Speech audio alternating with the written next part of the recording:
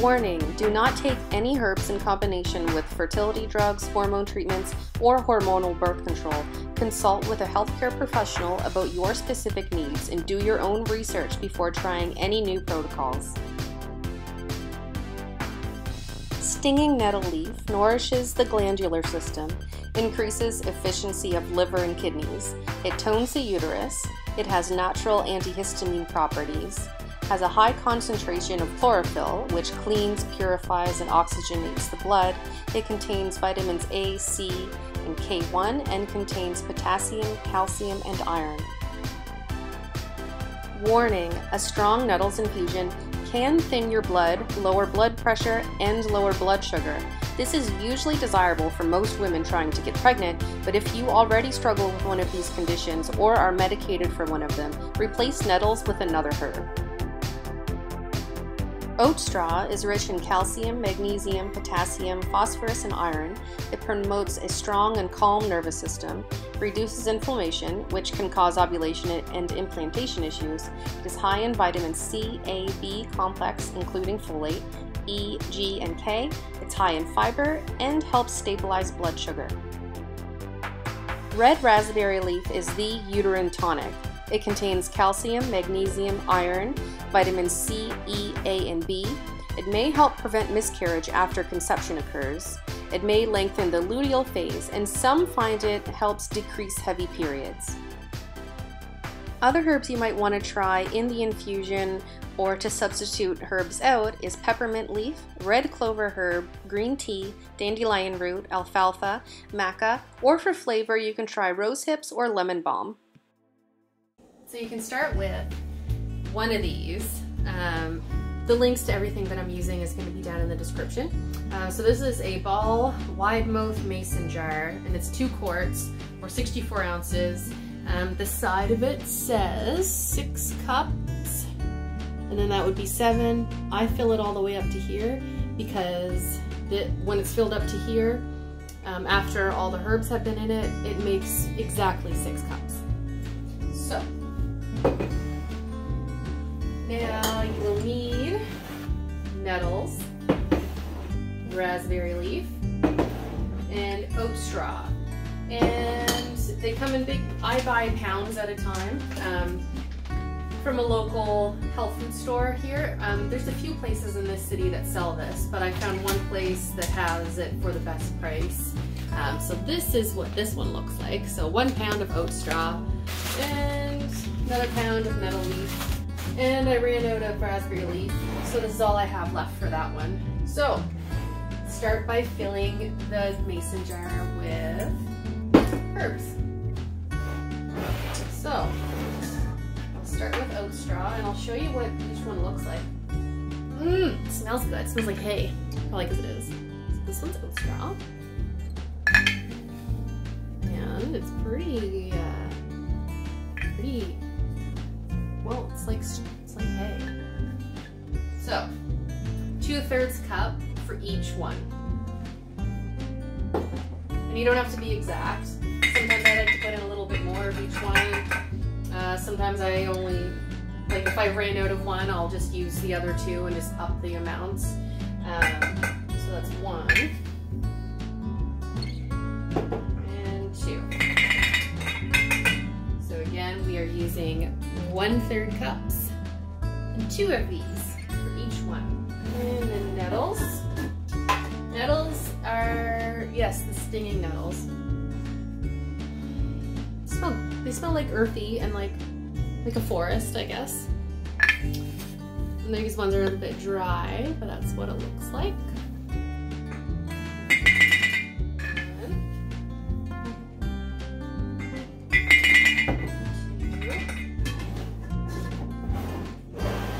Oh, and I got these jars at Dollarama for like $2 each, so they're great. And then the last one, raspberry leaf. Smells so good. So this one looks like something else you might be familiar with. It's pretty neat. And you see there's like stems in it. Yeah, but that's what it's supposed to look like. It smells good and earthy.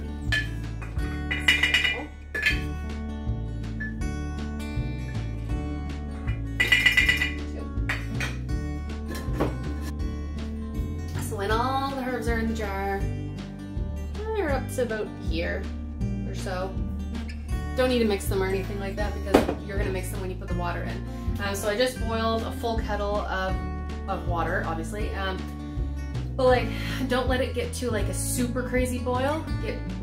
Pull it off the burner right before it gets to a super crazy boil.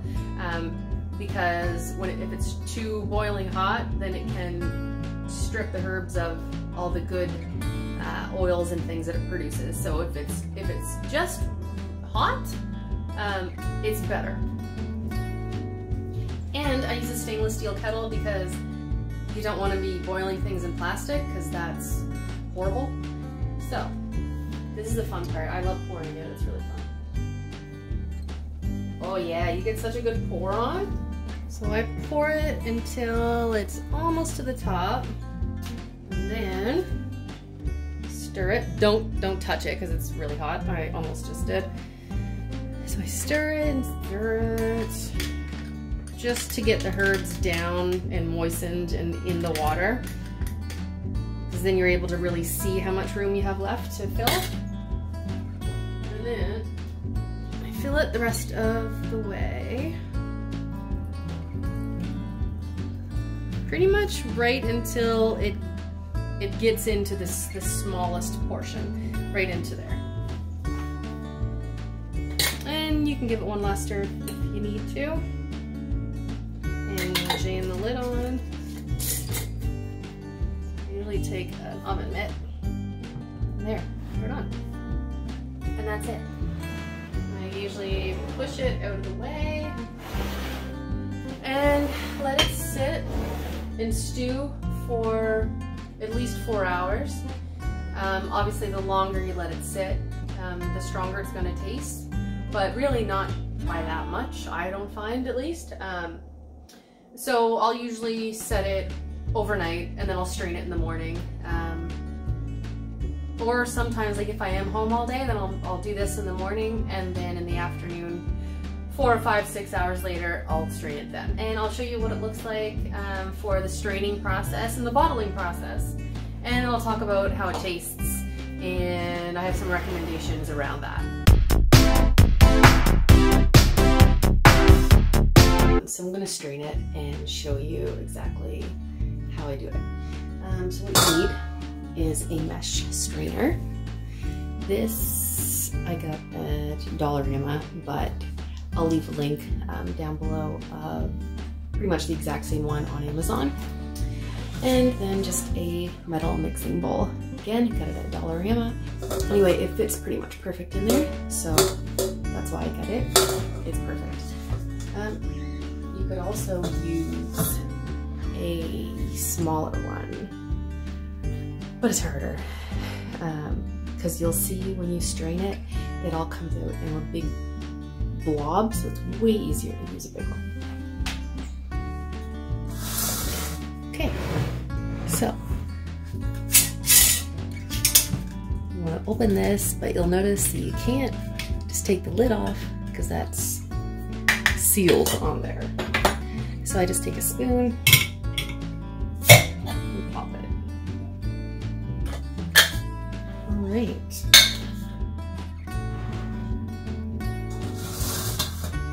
And I usually just pour it all at once, because why not?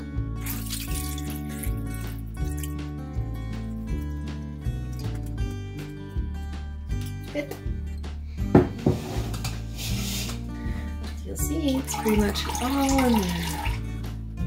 But there's still a lot in the actual herbs. So you want to squeeze them out. Try to get like every last drop.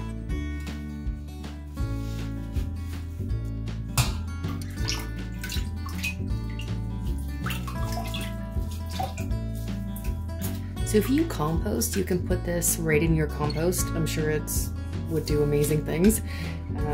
We don't right now, so I just throw it in the garbage.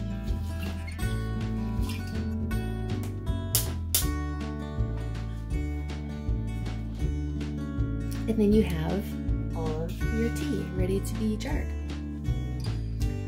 And each one of these is 2 cups. So I get out 3.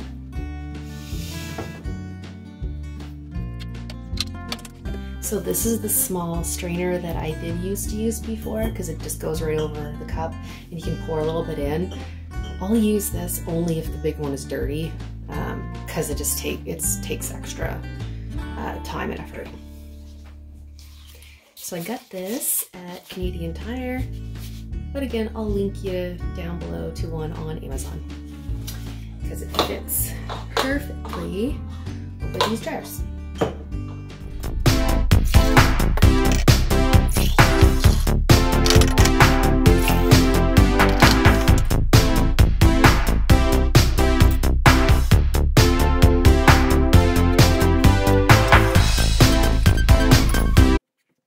So since that great big jar makes 6 cups and this holds 2, then that makes 3 days worth. So I'll make a big one like that Monday, well, let's just say Sunday night. So then we'll have Monday, Tuesday, Wednesday, and then Wednesday night I'll do a batch. So that Thursday morning I will have another 3. Because you really shouldn't do more than just that amount, because they start to not go bad. No, maybe go bad, yeah. Like, they're just not as potent or medicinal if they've been in the fridge for longer than 3 days. So 3 days is the absolute max that I'll ever do. And yeah, and this is my one for today. That's why I just did another batch. And it's way better cold. If you have it hot or even lukewarm, it's gross. Like, some people like it. I find it tastes like wet dog. Like, exactly how a wet dog smells is what it tastes like. But when it's cold out of the fridge, it tastes nothing like that. It's actually good. It tastes like a little bit like hay, like a nice fresh oat straw smell. And you know when you're in the woods and it smells, and you take a big deep breath in and it smells fresh and new and like the woods? That's what it tastes like. The raspberry leaf is what makes it like mellow tasting. Like, it doesn't taste harsh, it doesn't taste bitter. If anything, it tastes, I don't want to say sweet because it doesn't taste sweet, but it tastes sweet without the sugar taste. If that makes any sense to you, it makes sense to me. You mostly just taste the raspberry leaf. So like, if you drink raspberry leaf tea, which if you're not, you should be, it's really good for uterine health. So if you have this, which this is my favorite. It's really good. This is good hot or warm, or even cold. That isn't. But this flavor, which is delicious flavor, takes over the cold brew. So that's mostly what you taste is raspberry leaf, and it's amazing. Okay. It is 12:30 at night, and I need to go to bed. My fiance is asleep. That's why I'm being so quiet. Because he just worked 12 hours today. So he needs things. And I'll go to bed soon at some point. Okay, see you in the next video.